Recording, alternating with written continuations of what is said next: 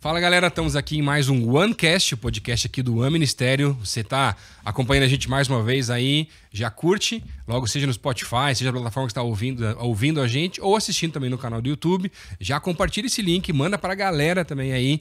Esse programa vai ser demais, então aproveita, curte com a gente aí também. Hoje, em especial, estou aqui com alguém ilustre. Né? Poxa, obrigado. Com muitos nomes, apelidos, cargos, funções, que é o nosso ministro aqui da nossa igreja, né? Não como STF por aí, mas um grande ministro também, Samuel Barros. Prazer estar aqui, Lucas. Obrigado pelo convite. Bem-vindo, Samuel. Samuel conhecido como regente do coral. Sim. Severino, porque faz tudo também, né? Não tem jeito, né? Herodes, que já foi Herodes aqui no Aleluia também. Esse é o mais marcante. Esse tá te perseguindo faz tempo, esse Herodes aí já, né? Tem que resolver isso esse ano. Não tem jeito, tá? Mas obrigado que você aceitou o convite. Tá de folga e veio aqui gravar com a gente, então Mas é um prazer. Honra, né? Vocês estarem com a gente aí também. E aí, uma coisa que acontece nos programas aqui, todo mundo que vem pergunta, mas sobre o que é? Eu falei, fica tranquilo, na hora de conversa eu vou explicar, não tem problema. Mas é que, na verdade, o que a gente faz, Samuel, aqui no OneCast, a gente quer saber um pouco dos projetos, do que você está fazendo hoje em dia, mas mais do que isso, a gente quer poder ouvir um pouquinho também da tua caminhada e o que te fez chegar até onde você está também, na verdade, porque isso tem inspirado muito as pessoas, porque mais do que assim, quero saber o que a pessoa faz, ou como que é reger lá o coral, como que é cuidar disso, daquilo, né, ou tantas coisas que você faz por aí. Mas, cara, o que te fez chegar até aqui? Quando que foi esse processo, o chamado? Como foi até no outro programa que eu fiz com a Thalita, com a tua irmã também, né? Como é que foi o êxodo do Pará, de sair de lá do Pará para vir para o sul, aqui para Curitiba, né? A ida e a volta. Tem tempo limitado esse programa aqui? Não, aqui é tranquilo, a edição aqui a gente vai, né? Podcast, assim, pode ter de 20, 40, tem de 3 horas, de 6 horas, então vai embora, né? A gente tem um limite aí para depois ter compromisso só, não tem jeito, Com certeza, ainda mais hoje, né? Exatamente. Mas aí, Samuel, como é que foi para ti, assim? Essa questão até a parte musical. Como é que começou isso para você? Era uma questão familiar? Não era tão familiar? O que te fez chegar a querer escolher tanto essa parte musical, como ministro de louvor, como tá trabalhando com coral hoje em dia também? Como é que chegou nisso daí? Que joia. Eu sou de uma família de músicos, né? Meu pai era maestro, professor de música. Minha mãe cantava, tocava. Então, mas nossa vocês casa. 3 filhos? Somos 3 filhos. Os 3 também trabalham com música, não? Os 3. Os 3. E no ministério. Uhum. Né? Thalita é a mais velha. Todo mundo pensa que eu sou o mais velho. Não sei porquê, né? Eu sei porquê, porque afinal de contas, hoje aqui, para quem... Você que tá só ouvindo, eu vou descrever, né? Quem está vendo já sabe. Tá aqui de xadrez, né? Todo jovial, né? O pessoal jovem usa camisa mais xadrez, coisa assim, diferente, né? É pra parecer mais jovem. Pra parecer mais jovem, exatamente. A Thalita é mais velha, eu sou do meio, tenho meu irmão Jonatas, que hoje está no interior do Pará, é obreiro da igreja presbiteriana, saxofonista, cantor. Ele é aquele músico pato. Conhece o músico pato? O músico pato. Porque o pato, ele faz várias coisas. Ele voa, mas não voa direito. Ele nada, mas não nada direito. Ele anda, mas não anda direito, entendeu? Mas faz de tudo no bogo. Ele diz que ele é músico pato. Ele toca bateria, violão, o saxofone é o instrumento principal dele. Mas ele diz que ele faz um pouquinho de cada. Você não sabia dessa daí? Ele que diz, eu sou músico pato, faço um pouquinho de cada, me vira. Então hoje os 3 filhos estão no ministério e trabalham com música. Nossa casa sempre teve um ambiente muito musical. Eu me lembro até hoje a gente limpando o quintal. Sábado era o dia de limpar o quintal, lavar cachorro, encerar sapato, um monte de coisa. Ouvindo música, ouvindo Tom Jobim. E aí meu pai também colocava... Ele que levava muitos discos, LPs para Belém, porque minha avó era gerente da Livraria Batista em Belém, e dizia, Samuel, meu pai era Samuel também, escolhe aí os LPs pra gente vender aqui na livraria. Aí meu pai levava Vencedores por Cristo, Logos e tal, então a gente ouvia o que estava começando, se chegava no Sudeste, a gente levava para Belém. Então nosso ambiente muito musical, comecei a estudar muito cedo, comecei com violino, aos 8 anos. Mas toca hoje ainda ou já parou? Não, eu comecei com violino porque eu não tinha idade para começar no piano. E então, comecei com um violino bem pequeno, mas não lembro mais nada de violino. E nem tem mais também? Nem tem mais violino. Mas seu instrumento é o piano? Então. Eu sempre quis o piano. E aí já com 9 anos comecei no piano. Estudei piano na escola até os 18 anos. Então foram 10 anos de piano. E no meio desse processo, o que eu vou fazer da minha vida? Eu queria ser veterinário, porque eu sempre gostei muito de bicho. Mas eu tenho problema com sangue. É mesmo? Aí eu disse assim, não vai dar certo. De bicho e de gente, indiferente, sangue qualquer... Gente, bicho e bicho, gente também eu gosto. Também, os dois tipos. Tem muito animal, porém não é fácil, né? Tem muito animal por aí, mas adoro. Uhum. Adoro bicho. Hoje não tenho por uma questão estrutural, né? 2 crianças. Mas sabe que dá pra ter no apartamento cabe Sim, também, né? Você é um exemplo disso, né? Então, mas eu não tenho o pique que você tem, não. Vai dar pra colocar uns 2 Golden Retriever naquele apartamento, dá pra colocar lá, né? Já tive cachorro, mas quando nasceu meu segundo filho, eu dei um tempo, né? Uhum. E aí, quando foi pra escolher a faculdade, já que veterinária não ia dar certo, eu escolhi fazer música na faculdade. E aí entendi que a minha vida ia ser na música, que o ministério ele vem depois. Mas não necessariamente na igreja, não. Só musical. Mas é interessante, todos esses anos, esses 10 anos que eu estudei música, durante a semana, numa escola de música, 2 vezes por semana. Meu pai era professor da escola também, né? Então às vezes não eram mais só 2 vezes, tinha 3, 4, a gente ia participar de algumas atividades. No final de semana, o ministério é música na igreja. Então, por exemplo, meu prática era no final de semana. Cantando em coral na igreja, tocando na igreja. Meu primeiro grupo musical chamava-se Querubins. Era um grupo de amigos com 10, 11 anos. Eu tocava o teclado, meu irmão tocava flauta doce na época. Um amigo nosso, grande músico, Arlindo Lima, compositor, no violão. Então a gente tinha o nosso grupo. Montamos a nossa banda ali com 10, 11 anos. E a gente fazia música. Com 13 anos eu comecei a acompanhar o coral da igreja. Foi inusitado isso também. Tinha um casal de americanos lá. Ele era o ministro de música da igreja, pastor Ronnie Parker. E a esposa era pianista. Naquele ano, o naipe dos sopranos estava meio desfalcado. Ela disse assim, eu vou precisar cantar. Então, Samuel, eu vou te preparar para tocar para o coral no Natal. E foi a primeira vez que eu acompanhei o coro da igreja com 13 anos no Natal. E depois não parei mais. Não parei mais. Teve um tempo que eu parei meus estudos de música, bem na época do vestibular, estava muito sobrecarregado. E aí, meu pai não queria que eu parasse de estudar. E aí ele conseguiu um professor no seminário, Isidoro Lessa de Paula, para me dar aula com músicas da igreja. Então eu tocava música clássica e tal. E foi muito importante para mim. Então quando eu vou juntando as peças assim da minha caminhada musical, o ministério estava ali, mas eu não tinha visto isso ainda. Meu desejo sempre foi ser maestro, sempre foi viver da música. E meu pai dizia, músico no Brasil vive dando aula. Então seja um bom professor de música. Então antes de eu querer fazer uma faculdade de regência, de canto, de piano, eu fui fazer a licenciatura. Foi nesse momento que a gente veio para Curitiba. Aí veio fazer aqui na Belas Artes. Comecei em Belém, só que lá em Belém não tinha o curso específico, era educação artística. Bem mais genérico, né? Genérico. Teatro, artes plásticas, você aprendia de tudo um pouquinho.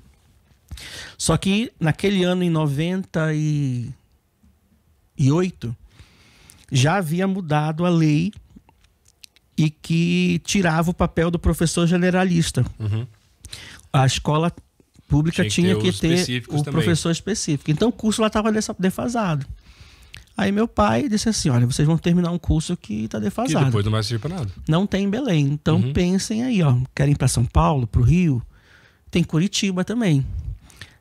Eu tinha pavor de morar em São Paulo, Rio de Janeiro. Belém do Pará. De Belém para logo? O que eu vou fazer nessas cidades? Medroso. E a minha mãe, poucos sabem, mas a minha mãe é de Santa Catarina. Ela nasceu em Laje, Santa Catarina. E morou em Curitiba até os 18 anos. Então a família da minha mãe é de Curitiba. Então nós decidimos vir para Curitiba. Já tinha essa porta, né? Sim.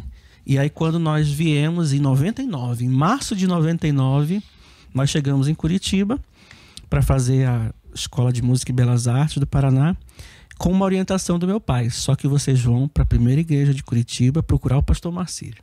Marcílio Pai. Marcílio Pai. Porque meu pai frequentava as convenções e a Associação dos Músicos Batistas do Brasil. Ele e conhecia o pastor mais Marcílio. Envolvido, o pastor Marcílio, que... Então vão lá. Então nós chegamos aqui em 99, em Curitiba, para fazer música, porque nós íamos ser músicos profissionais. Começou assim. Mas até nesse ponto, por mais que se envolvia na igreja, mas ainda com a cabeça de trabalhar... Não necessariamente, não no ministério. Não viver do ministério. Até porque a realidade de Belém é muito difícil, né? Pouquíssimas igrejas têm condição de ter um ministro. Então, meu pai, por exemplo, era músico, vivia da música, mas estava plenamente envolvido na igreja. Era filho de pastor. Sim. Então, meu pai sempre regeu cantata, meu pai sempre regeu culto. Naquela época era regente do culto, né?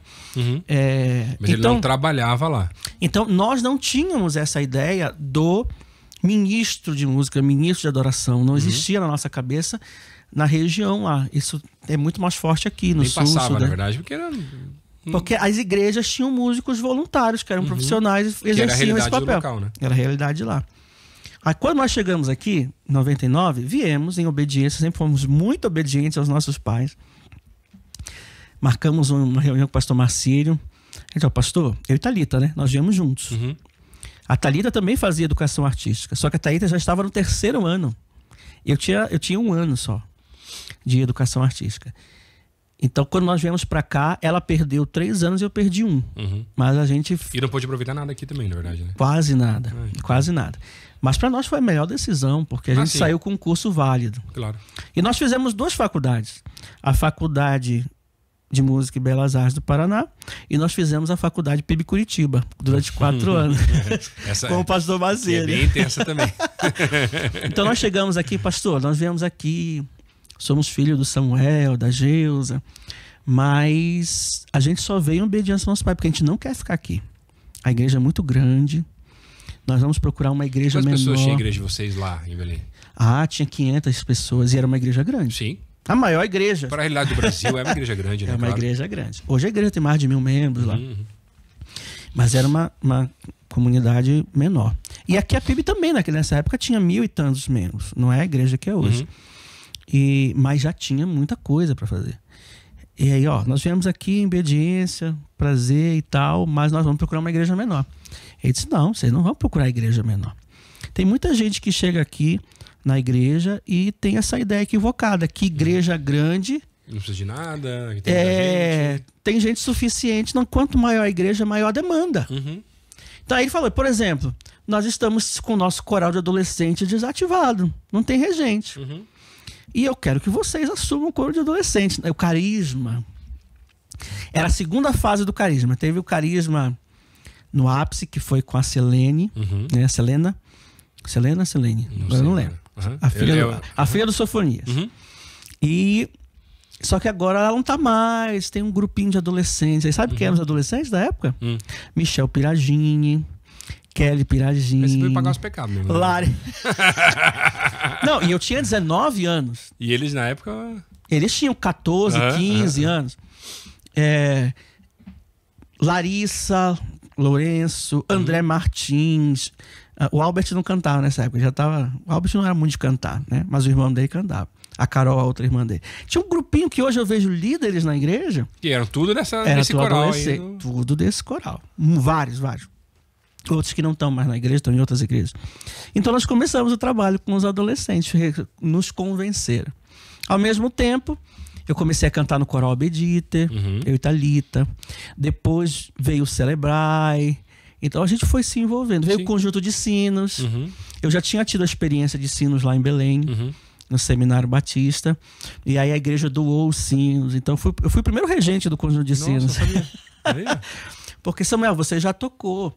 Os americanos vieram, né? deram um workshop, deixaram os sinos e montem o grupo. Aí nós começamos o conjunto de sinos lá em 2000. Foi 2000, no ano 2000. Nossa. Então, aí nós ficamos aqui 4 anos. Queríamos ficar mais. Mas Deus foi mudando o nosso rumo aí. Então nós fizemos 2 faculdades. Mas as Belas Artes. Estavam ajudando aqui e depois voltaram embora para o Pará de novo. Quando acabou o curso. Ninguém acreditava que nós íamos voltar para Belém. De tão envolvidos que estavam aqui já. Ninguém queria. Nós não queríamos. Eu saí de Belém com uma convicção na minha cabeça. Eu só volto para Belém depois que eu fizer meu doutorado.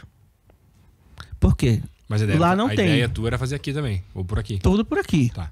né? Ou São Paulo, Rio, alguma coisa assim. Eu queria me capacitar. Só que em 2002... Com essa ideia, pela herança do teu pai, de dar aula, no caso. De dar aula, de ser um professor, dar aula em faculdade e tal. Eu sou de uma família de professores, né? Meus tios todos são professores. Então, o meu avô, pastor Sóstenes, era professor também. O Colégio Batista, em Santarém, foi ele que fundou. Uau, que legal. E no início, hoje tem outro nome, mas no início era Colégio Batista Pastor Sóstenes Pereira de Barros. Então a gente tem uma história assim na área de ensino. E por isso que eu e Thalita, a gente é apaixonado por ensinar. Né? Thalita, então, tem um dom de ensino. Assim. Thalita tem uma cabeça, ela sabe a vírgula, entendeu? Eu tenho dificuldade com endereço, essas coisas. Mas ela lembra, ela leu uma vez, ela já assimilou, já guardou conhecimento. Então, meu pensamento era não voltar para Belém. Mas Deus mudou essa história e vou te falar o porquê. Como Deus cuida da gente nesse sentido. Então, o estágio que nós fazíamos no Colégio Júlia Vanderlei aqui pertinho da PIB, aí, o colégio queria que a gente ficasse dando aula lá. Mas deu um problema naquele, eu nem lembro mais o motivo, que eles não tinham mais recurso para pagar a gente. A gente fez o estágio todo gratuito, era obrigatório. Eles não, continue o projeto, que bacana. Nós organizamos um coral para o ensino fundamental 2 e um coral do ensino médio. Nossa. E a meninada estava empolgada. A gente trabalhava com essa idade da igreja também. Sim, então acostumado, né? Estamos acostumados. O pastor Marcelo queria que a gente ficasse, mas ele não tinha como sustentar a gente na época. Deu tudo errado. E eu tinha 3 propostas de trabalho em Belém. Voltar para minha igreja, como auxiliar da ministra de música. Tinha um convite do Seminário Batista para dar aula, que era muito carente a região. Antes eu só tocava lá para dar aula. E tinha para dar aulas na cidade. Eu estava noivo da Angélica, né? Ele disse, olha, aqui eu não tenho nada. Se a gente quer casar, eu vou ter que ganhar dinheiro. Eu vou voltar para Belém. E a Thalita também voltou e começou a trabalhar na prefeitura lá de Belém. Não deu certo ficar, voltamos. Aí depois nós fomos entender, isso foi em 2003. Nós voltamos. Em 2006, meu pai faleceu. Aí em 2007, Thalita com um convite para voltar para a PIB em 2008. E eu com um convite para ir para Brasília. Caiu a ficha assim. Deus nos trouxe de volta para passar os últimos 3 anos de vida com o nosso pai. Porque foi passar um ano de luto, e cuidando. Se não fosse isso, podia ser até um peso, na verdade, né? Um peso grande, grande. Então, a gente viu o cuidado de Deus na nossa vida. Às vezes a gente não entende por que Deus está mudando a nossa geografia, mas Deus está dizendo assim, eu quero que vocês passem esse tempo com o pai de vocês, porque depois eu vou levá-lo para vocês de volta. Aí a Thalita voltou para cá em 2008, para a PIB, e eu fui para o meu primeiro ministério em tempo integral, que foi em Brasília. Qual igreja em Brasília? A primeira igreja batista no Guará, cidade satélite. Em Belém, nós continuamos envolvidos. Eu já estava como ministro numa igreja menor e a Thalita envolvida na PIB, na PIB do Pará. Então, meu primeiro ministério foi em Belém. Né? Em 2004, assim que eu casei, voltei, assumi voluntariamente o ministério na Igreja Batista Equatorial, próximo ao seminário. Assim. Foi meu primeiro ministério lá, 4 anos, em tempo parcial. Eu tinha um concurso, eu dava aula no seminário e tinha igreja no final de semana. Benção, né? Aí é outra história, como Deus mudou, vou para Brasília, é outra história. Mas é legal até o pessoal que está assistindo, ouvindo a gente, para entender, porque às vezes o pessoal acha que caminhar no ministério, andar com Jesus todos os dias, não, ele mostra aqui, mostra aqui. Gente, às vezes você tem uma série de possibilidades e tem coisas boas à sua frente, mas você não sabe decidir também, e você tem que buscar no secreto, tentar entender as direções daquilo que Deus tem para você naquela fase. Né, eu costumo dizer, Lucas, e falei uma vez no encontro de seminaristas aqui, que existe uma diferença entre o chamado e envio. Existe um time diferente. E eu usei, na época eu falei sobre Davi. Davi foi ungido rei muito jovem, 8 anos. Mas ele só foi assumir o reinado 30 anos depois. Então, o chamado veio logo cedo, mas o envio... E o que aconteceu nesses 30 anos? Deus estava preparando Davi para aquilo que ele ia ter para assumir a missão. Então, eu creio que na minha jornada, Deus foi me enviando para lugares onde Ele estava me preparando, né? Para o que hoje eu estou vivendo, e hoje Ele está me preparando para algo que eu vou viver futuramente. Eu nem sei o que vai ser também ainda, né? Então, é importante a convicção do chamado, mas aceite o ensino de Deus na sua vida para o envio, antes de ser enviado. Claro. E tem gente que fala, não, eu tenho o chamado e o chamado é para tal lugar. Quero ir amanhã já. Amanhã já. Porque a gente vive uma geração muito imediatista, na verdade. Né? Isso, Então, acho que a questão é, eu tenho certeza de um chamado, mas meu chamado, ele é de Deus. Quando vai ser o tempo de envio, onde vai ser, como vai ser, são outras histórias. E muitos abrem mão da oportunidade de hoje porque estão olhando lá na frente. Isso. Quantos velhos dizem, não, mas não é isso que Deus tem para minha vida. Mas olha só, que oportunidade, você está aqui já, fica aqui mesmo. Mas olha, quem sabe Deus está querendo que você exerça essa função hoje porque Ele está te preparando para algo no futuro. Então, se essa é a oportunidade que você tem e não chegou a outra, aproveite essa oportunidade que você tem, né? E faça com a mesma dedicação, com o mesmo empenho. Então a minha vida foi muito marcada por isso, por fases. Então foram 4 anos de ministério praticamente voluntário, mas não menos importante, porque os 4 anos seguintes foi de ministério em tempo integral. Já né? Em Brasília depois. Né? Já em Brasília. E foi uma oração que eu fiz para Deus, porque eu estava muito cansado com 3 trabalhos. E eu não queria largar a igreja. E eu não ganhava nada da igreja. Eu disse, Deus, eu tô gastando a minha vida. Mas claro que ganhava, Samuel. Hã? Claro que ganhava. Ganhava. Pedrinha outras coisas. Na coroa, na glória. Mas foram 4 anos. O primeiro caso de gravidez fora do casamento foi nessa igreja. Nossa. Com um rapaz do ministério. E eu não sabia o que fazer. Isso há... anos atrás é outra história. Eu não posso entregar a minha idade. Né? Isso há 15 anos atrás, né? Era complicado. Eu conheço gente que tratou disso há 30, 40 anos atrás. Mas naquela igreja era uma questão complicada, de divórcio. Os primeiros casos que eu lidei foi naquele ministério. Então, eu orei para Deus. Eu disse, Deus, eu estou gastando a minha juventude em trabalho, mas eu quero gastar isso no teu reino. Eu fiz essa oração no domingo, na segunda-feira, chegou o convite para ir para Brasília.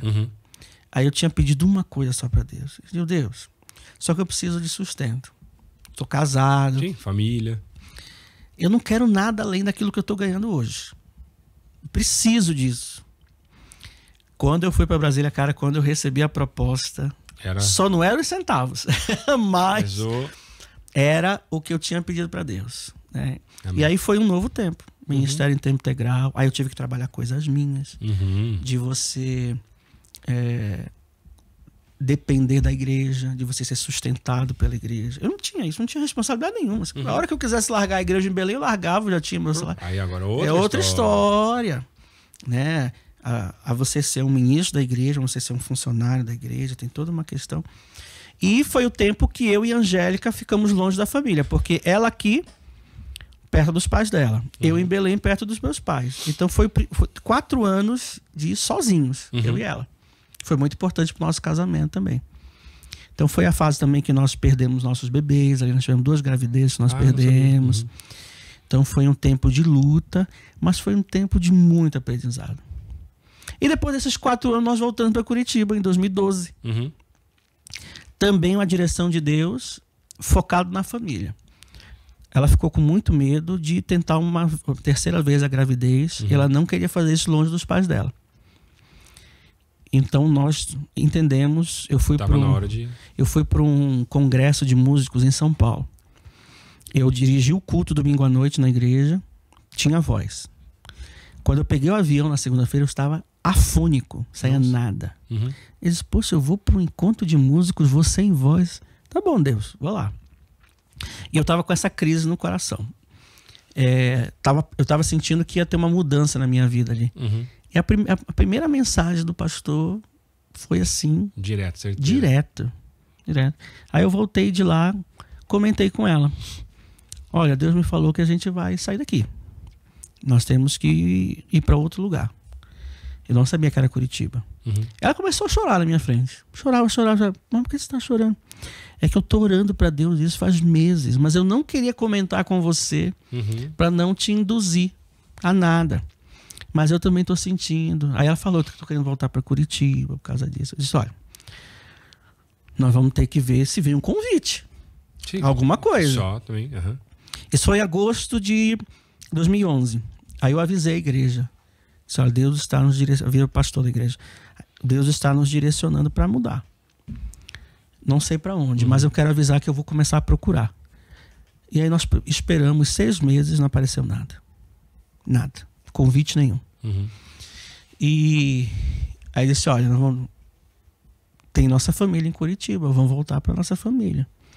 Aí, quando eu falei isso em agosto, em setembro ela descobriu que eu estava grávida. Do João. Que muitos conhecem, João Samuel. E passaram aqueles meses, a gente sempre perdia até o 3º mês. A gravidez foi desenvolvendo bem. Tanto que nós chegamos aqui em janeiro de 2012, a Angélica grávida do João. O João nasceu em abril. Nós deixamos a igreja, foi difícil para a igreja, porque a gente estava muito bem lá. Mas a igreja entendeu que Deus estava nos direcionando. Existia algo de Deus nessa história. A gente não compreendia. E nós viemos para cá sem trabalho. Eu vim sem trabalho. Aí eu fui para casa da Thalita, minha mãe estava lá também, eles nos acolheram, o João nasceu, a igreja lá em Brasília cuidou da gente até o João nascer. Não ficamos desprovidos. E aí 3 meses depois veio o convite da igreja do Bacaxeri. Né? Em agosto de 2012, nós fomos para a igreja do Bacaxeri. Ficamos lá 3 anos. Aí Deus mudou de novo nossa geografia e voltei para a PIB em novembro de 2015. E estou aqui até hoje. E até Deus mandar outra coisa. Até Deus também, mandar. Né? Não que eu queira, né, Samuel? No momento tá tudo bem e tal, mas, né, se Deus falar, tá falado. Quando né? a gente coloca a nossa vida à disposição de Deus, a gente tem que estar disposto Sim.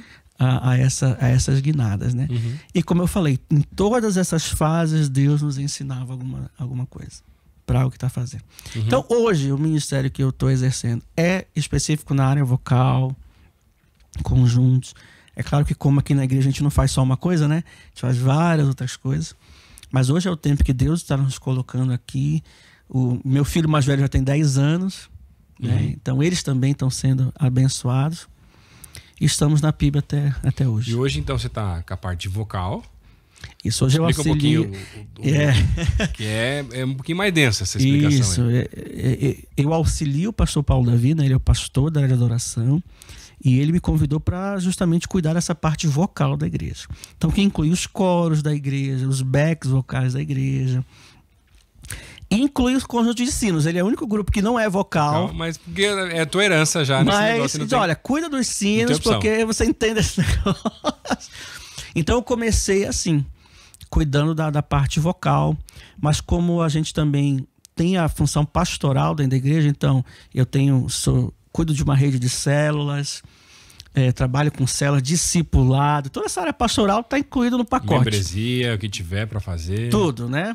Não sou um pastor ordenado, mas aqui na igreja os ministros também têm função pastoral. Sim. Né? Então a gente cuida de toda essa parte. E nos últimos, acho que 5 anos, também o pastor Paulo Davi disse, olha, preciso que você assuma a parte artística dos eventos. Os eventos da igreja. Dos eventos master que a gente chama, né? Páscoa, Natal, aniversário da igreja. E recentemente a gente também começou a fazer os musicais Dia dos Pais e Dia das Mães. Cuida da parte artística, tô precisando de gente para isso. E Deus te abençoe. É aqui que funciona assim. Só saber assim que funciona. Filho, tem aqui tal coisa. Deus te abençoe. Mas aí eu usei toda essa experiência de fazer musical nas igrejas, porque onde eu passava Sim, tinha. Sempre tá fazendo alguma coisa, né? Agora tem um detalhe, é como Deus faz as coisas. Eu tenho um tio que ele é professor de artes plásticas. E desde cedo ele colocava a gente para fazer teatro, para fazer cenário, para escrever texto. Eu me lembro até hoje, acho que eu tinha 9, 10 anos, Natal, festa, ele tinha uma casa grande. Qual era a brincadeira? Não tinha celular na época, né, Lucas? Então a gente brincava de outras coisas. Tinha que ser criativo. Ele colocava papel, tinta, tudo na mesa, tesoura, cola, pra gente fazer fantasia, figurino. Então, assim, eu fui vendo que Deus estava me preparando. Desde aquela época, desde criança e tal, né? Então, essa parte criativa, até de composição. Mas isso é muito legal, como eu vejo Deus trabalhando através da nossa história. Da nossa forma. A gente acha que isso aqui não tem nada, não. Tem nada. Deus trabalhando da formação da gente lá de pequenininho, porque ele tem planos para usar a gente lá na frente também, na verdade, né? É a soberania de Deus. Deus está colocando você em caminhos, porque ele está te preparando. Então, hoje, quando eu sento, por exemplo, eu já estou pensando nos eventos do ano que vem, né? Porque nós já estamos... Aqui já está tudo resolvido. Não. Falta apresentar, lógico, Natália Lu e tudo São mais. fases, né? Mas a parte de organizar já foi. Não sei se o pessoal fica curioso, mas, por exemplo, todos os eventos têm a fase da criação, tem a pré-produção, a produção e a pós-produção. A gente divide nessas 4 fases.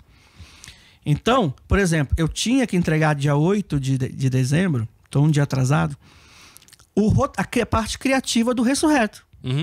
Então nós estamos na parte de produção. Que é o espetáculo de Páscoa nosso aqui. Nós estamos na fase de produção do Natal Aleluia, correndo. E já tendo que pôr a cabeça para... Senão não tem como, né? Já tem um grupo pensando nessa fase. E assim que eu acabar a fase de criação do Ressurreto, eu já estou com o Dia das Mães. E assim a gente vai vivendo. Então essa fase de criação ela é durante o ano inteiro. É isso mesmo. E outras equipes assumem as outras fases. Então, quando eu estou nessa fase de criação, eu começo a lembrar, gente, eu já costurei. Teve uma igreja, a igreja de Brasília, teve um período que a gente teve muita dificuldade com figurino, mas eu sentei na máquina, foi quando eu aprendi a costurar. Resolver, dá um jeito. Rapaz, a gente resolve na hora. Então, o pessoal às vezes me vê fazendo um monte de coisa, eu não posso ficar fazendo muita coisa, tenho que me concentrar numa área. Claro. Mas quando precisa, cara, no aperto ali, né? Dá um jeito nessa. Tem que resolver. Isso é uma coisa que a igreja pequena me ensinou. Entendeu? Porque na igreja pequena você faz um pouquinho de tudo. Sim, sim. Cara, eu já pintei cenário. Sabe? Sabe qual foi a minha primeira função de trabalho na igreja? Diga. Porque eu já fui de igreja grande, pequena, congregação, né, e tudo mais. Uma igreja menor, meu pai, quando assumiu o primeiro ministério, foi numa congregação do Bacaxiri, Igreja Batista Vida Nova, em Colombo. Sim. E aí, assim, né... Eu cantei em coral quando eu era adolescente no Bacaxiri e tudo mais, mas não foi muito pra frente o negócio. Não sei porquê. Outro dia até, pra você saber, outro dia eu tava lá, né? Nunca tinha acontecido comigo, tempo de oração, e Deus me deu uma música. Acho que mais uma poesia do que uma música, na verdade, porque eu não sei escrever música, né? E aí eu entreguei pra minha esposa, falei assim, amor, você me ajuda a fazer isso aqui virar uma música e tal? Ajudo. Até hoje nada. É mesmo? Aí entreguei pro Luizinho, você me ajuda? Eu falei, ajudo. Até hoje nada. Então, assim, ou deve ser muito ruim aquele negócio lá, entendeu? Mas eu acho que assim, é que o pessoal falou assim pra mim, com carinho, pastor, é que tem músicas que é só pro secreto, é só pro teu tempo. Ah, obrigado, meu irmão, entendi o recado, né? E lá em casa mas tem um compromisso, né? Quando a gente casou, a gente falou assim, ó, o negócio é o seguinte, então, eu prego, você canta e tá tudo certo. Resolve. O problema é que agora ela quer começar a pregar. E é melhor eu não começar a cantar. Sabe? Não, mas daí você põe as suas filhas pra começar Exatamente, a cantar. Então agora já estamos. A Lúcia, ela senta no piano, começa a tocar e fala assim: esse é meu trabalho. E fica tocando, já é outro nível, assim. Até, como estamos só entre nós aqui, Samuel, outro dia, a Lúcia, a mais velha, né? Tem 2 anos e meio, tava lá querendo. Estava indo pra dormir, eu tava brincando com ela, assim, e daí eu comecei a cantar. Daqui a pouco olhou pra mim e falou assim: papi, falei, meu Deus do céu. Tá feia a coisa aqui, não tem jeito. Eu nunca vi você cantando mesmo. Então é melhor não ver. Não mesmo, vale a pena, né? Assim, é uma coisa meio... É angelical, são línguas inexprimíveis. Então é melhor deixar quieto o negócio, né? Mas tudo bem. Mas eu já tive as experiências e a Eve me deu algumas aulas no carro. Faz tempo que ela não tá dando aula, acho que ela desistiu também, mas tudo bem. Ela tem muito trabalho ultimamente, a Eve, né? Não tá fácil também, né?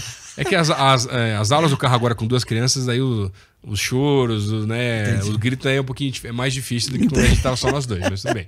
Mas acho interessante, assim, ó, porque na verdade às vezes as pessoas não imaginam, né, um pouco da nossa história, que é um pouco que a gente fala aqui também nesse podcast aqui, mas, por exemplo, né, eu amo organizar eventos, né, que é uma coisa que Deus foi construindo através da minha história. Então, desde o tempo dos acampamentos, de programação, de fazer lá as brincadeiras do acampamento, aquela coisa toda. Cara, fiz isso 18 anos da minha vida, na verdade, né? Depois do tempo do banco, no HSBC, trabalhando, organizava uma média de 90 a 100 eventos por ano pelo Brasil todo, e tudo que é tipo de evento e tudo mais e tal. E aí você vê Deus trabalhando isso hoje em dia, sim, também no ministério, na verdade, né? Então isso é muito bacana, porque tem gente que acha, não, então agora eu migrei, então agora eu esqueço todo o meu passado, né? Tudo que eu aprendi, que Deus me trouxe até aqui, porque agora é outra fase, outro tempo novo. Não, tem coisas que você tem que perceber que Deus foi construindo para te trazer até aqui, na verdade, né? É verdade. Deus não desperdiça o nosso tempo. Não. Se você colocou a tua vida nas mãos dele, ele vai te capacitar. Eu tenho conversado com alguns seminaristas ultimamente, assim. Aí uns dizem assim, ai, mas eu acho que eu não estou no lugar certo, não sei o quê. Aproveite a oportunidade que você tem hoje. Né? Você está sofrendo pelo que você não está vivendo? Aproveite o que você está vivendo agora. Aprenda. Você está numa igreja que te dá oportunidades que você não vai ter em outro lugar. E às vezes o cara está sofrendo porque ele não tem e deixa de aproveitar aquilo que ele já tem. Aquilo que ele tem. Sim, eu, por exemplo, quando eu cheguei aqui na igreja, eu não estava... Eu estava no seminário, mas eu vim com a minha esposa, com a Evelyn, a gente não era casado ainda, porque ela era daqui. Eu não era da PIB, né? Mas não vim com pretensão de ser pastor da PIB, vim pra gente entender que a gente tem uma igreja nossa. Sim. Que antes ela era daqui, eu era de uma outra igreja, a gente achou que seria melhor estar aqui. E vim, mas daí já começa a trabalhar, começa a servir, Sim. começa a ajudar, e depois tem uma caminhada. Mas o cara, não, eu tenho um chamado pra PIB. Falei, meu irmão, não é bem assim que o chamado funciona. Não, é. Volta pro secreto, tem mais um tempinho lá também e tal, né? Porque às vezes o pessoal confunde as coisas, né? Confunde. E é comum, porque sim. Isso também nos ajuda a amadurecer, né? Como líderes espiritualmente, entender. É muito fácil. Eu quando converso com essa garotada aí, eu lembro das minhas crises, entendeu? Das minhas crises. E graças a Deus, como é o seu caso, né? A gente vem de uma família de pessoas que viveram também o ministério, nos ajudam nessa caminhada. Pastores, líderes espirituais que nos ajudaram, às vezes, a não tomar decisões erradas, né? De não, espera um pouco mais, a vida não é assim. Então, eu percebo que essa geração vive esse conflito do imediatismo. O cara quer começar ganhando já 5 vezes mais. 5 vezes mais, ele já quer, não, quero pregar todo domingo, quero pregar todo não sei domingo. O quê, tem que ser no templo sede, na congregação, não quer ganhar cancha, né? Não quer aprender. Não é assim que funciona, né? E o começar de baixo é algo que nos ensina muita coisa. Inclusive a valorizar o que a gente tem hoje. Claro. Né? Você, poxa, comecei com isso e tal. E você ajuda não a gente negociar, não se perder também. Não negociar os valores. Porque se você começa de baixo, mas você começa errado, você começa a pensar naquilo que não é o fundamental. O meu texto é Mateus 6,33. Busque em primeiro lugar o reino de Deus e a sua justiça, e as demais coisas vos serão acrescentadas. Foi esse texto que Deus me deu quando eu abri mão de todos os meus trabalhos para viver do ministério. Busque em primeiro lugar o reino de Deus e a sua justiça, e as demais coisas eu vou acrescentar na minha vida. Então, as experiências que eu tenho na área financeira, as experiências de sustento, tudo isso veio por quê? Porque eu decidi isso lá atrás, que eu ia buscar o reino de Deus. Amém. E Deus tem me sustentado nesse tempo. Entendeu? Até naqueles 6 meses que eu fiquei sem ministério, sem trabalho, nunca me faltou nada. Eu conto essa experiência para as pessoas. Eu disse, eu precisei vender um carro. Sim, não quer dizer que eu não passei por alguns apertos. Deus me provou até o limite de chegar o dia de dizer assim, agora não tem mais nada para fazer. Deus. Não tem mais o que vender. Mas foi naquela semana que daí o abacaxi me chama, não, vem cá pra gente conversar. Entendeu? Quer dizer, tudo. Deus está no controle da nossa vida e Ele nos permite passar, inclusive pelos momentos de incertezas, para que a gente aprenda a confiar, a gente aprenda a molhar o pé, né? Que a gente não quer nem molhar o pé, né? Quer que o milagre aconteça e que nem precisa pisar na água. Tô sentado em casa lá, tranquilo, né? E tá chovendo ali. Voltei a dar aula naqueles 6 meses. Foi assim que eu vim pra PIB, comecei a voltar a dar aula de canto, porque eu não dava há muitos anos. Né? Por quê? Pra ganhar R$600. Sim, mas é alguma coisa mas gera pra ajudar alguma na família, coisa, claro. Até pra minha cabeça, pra eu não ficar parado. Às vezes, naquela época, R$600 valia mais do que hoje em dia também, né? Com certeza. Caro também, não tá fácil, né? Com certeza, mas daí era lá, aquele negócio de você trabalhar um monte pra ganhar pouco, eu já vivi isso na minha vida há muito tempo. Mas é interessante você falar, porque quando eu vim pra cá, pra igreja, eu passei a ganhar 1/5 do que eu ganhava antes, né? No começo do ministério. E aí, quando eu saí, teve um acerto lá, que eu falei, isso aqui é minha reservinha, quem sabe pro casamento, não sei o quê, eu deixava na conta poupança lá guardado. E aí todo mês, uma vez ou outra, tinha que tirar um pouquinho da reservinha, tinha não sei o quê. Quando acabou a reserva do negócio ali, foi que aí Deus abriu outras portas aqui na igreja e tudo mais. Sim. Então, assim, às vezes... Acho que a questão é que às vezes a gente quer ter uma garantia. Né? Olha, na minha vida... o ministério não tem garantia, a não ser a presença do Senhor com a gente. Eu não sei na sua vida, mas na minha vida... Aí eu vou contar uma experiência pessoal. Né? Não serve de exemplo para ninguém, não. É só para mim. Não é doutrina. Não é doutrina. É uma experiência pessoal. De vez em quando entrava um dinheiro a mais. Né? Entrou um dinheiro lá da venda da casa da minha mãe. conseguiu vender a casa e tal. Entrava um dinheiro aqui. Eu sempre gastava esse dinheiro. Até o dia que eu aprendi uma frase que o meu pai dizia. Olha, meu pai já dizia isso naquela época que eu não tinha escutado, não tinha entendido o que ele dizia. Se Deus está mandando é porque você vai precisar. Então não gasta Tem coisa vindo aí. com supérfluo. Cara, quando eu aprendi isso, toda vez que vem um dinheiro extra, eu digo logo pra Angélica. Já cresce Deus, o olho, que né? tá? Eu vou comprar aquele negócio que eu tô querendo. Vou trocar isso aí. Lucas, é incrível. Aparece Dá mesmo. um tempo depois, bateu o carro. Dá um tempo depois, surgiu essa conta extra. Cara, é o dinheiro certinho. Então, assim, eu faço meu planejamento financeiro naquilo que eu posso fazer. Claro. Mas tem coisa que é o maná de Deus mesmo. Né? Ou Deus já tá mandando, olha, não gasta aqui porque você vai precisar ali na frente e tal. Então a gente vai aprender no ministério a lidar com isso, que o sustento vem do Senhor, né? Nunca me faltou nada. Falando de filho, né? Cara, meus filhos usaram Calvin Klein. Mas eu nunca comprei. Nunca comprei. Quando nós viemos de lá de Brasília, a igreja ficou muito sentida, assim, os irmãos da igreja. Ai, mas você tá indo sem trabalho. A minha preocupação maior era disso. Tem um bebê na barriga. Cara, chegavam caixas de Brasília com roupa de neto. E era tudo roupa de marca. Nossa. O João usou assim, das coisas mais finas. Era um menino ali do berço de ouro. Eu fui comprar roupa pro meu filho. O João tem 10 anos. Eu acho que eu fui comprar quando tinha 8, 9 anos. Nossa. Porque nós de tanta roupa que sempre foi ganhando. E sempre foi ganhando o tempo todo. A gente tem uma experiência pessoal nossa lá em casa também que mostra a fidelidade de Deus. A gente tem um costume lá em casa, tipo assim, ganhou presente, ganhou uma roupa nova, então você vai pegar aquela roupa já que não tá servindo, não tá usando, e você vai doar pra igreja. Então, semana em semana, a Angélica... Eu tô tentando fazer isso com minha esposa, mas ela não tá querendo, Samuel. Não, desapega. Na nossa vida, eu e a Angélica, a gente conta pra várias pessoas. Assim, entrou, saiu outra coisa. Saiu. Primeiro pra não acumular. Sim, claro. Né? Então, vamos ganhar presente de Natal agora. Geralmente em janeiro, vai vir um saco de coisa aqui pra igreja. Doação. Com brinquedo que não usa mais, com roupa que não usa mais. Lucas, incrível. Incrível. Eu chego aqui com um saco de coisas. No mesmo dia, ou no dia seguinte... Chega aqui, olha, eu vim aqui trazer uma coisa para os seus filhos. É incrível. E eu vejo que isso é uma forma de Deus estar dizendo assim, mostrando, olha, tô cuidando. Tô cuidando. Não precisa ficar acumulando. Eu nunca fui de pegar roupa e vender. Sabe? Eu não sou contra isso. Acho que tem gente que pode fazer isso. Beleza. Mas na minha vida, Deus me diz assim, ó, dá e você vai receber. Tá? Então, olha, confesso meus filhos. Cara, meu filho tem um drone agora. Ele ganhou um drone. Ele ganhou dinheiro. Uma irmã da igreja foi presenteá-lo, era aniversário dele. E ele queria daí o drone. Não, ela disse assim, eu não sei o que dá, toma o dinheiro. Aí a Angélica, sabiamente, disse assim, já que ele tem dinheiro, eu vou ensiná-lo o valor das coisas. Aí entrou lá no site, o que você quer comprar? Ai, mamãe, vamos ver o que tem. Aí ele viu o drone. E viu o que dava. Um drone, brinquedo, drone, né? Não é um drone profissional. Sim. Né? Aí o que ele aprendeu nessa simples brincadeira, né? A saber o valor das coisas.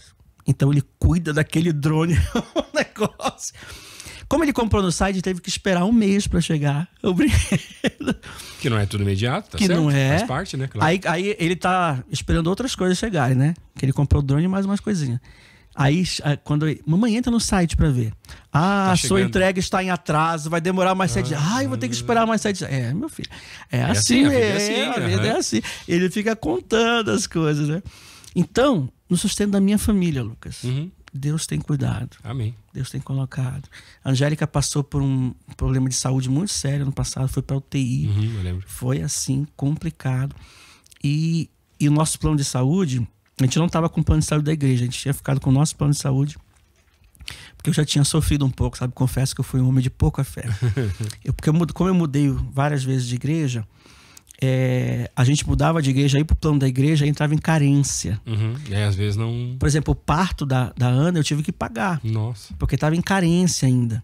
Então tinha algumas questões assim, que complicadas. E quando eu vim pra PIB, eu disse assim, Paulinho, deixa eu ficar com o meu plano. Já tô escaldado esse negócio aí, né? Aí, não, tudo bem, fica com o seu plano e tal. Só que daí a empresa foi vendida e vários hospitais em Curitiba tinham sido descredenciados. E a cirurgia da Angélica estava com cálculo renal, estava com infecção.